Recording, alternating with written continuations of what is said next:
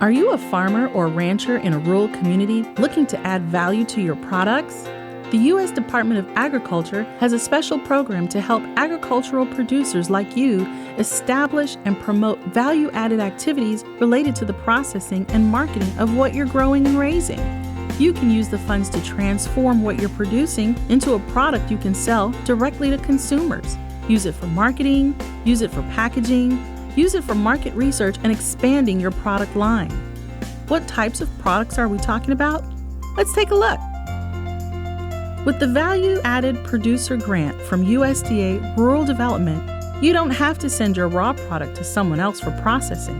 You can eliminate the middleman, bring production closer to home, keep more profits in rural America, and improve your bottom line.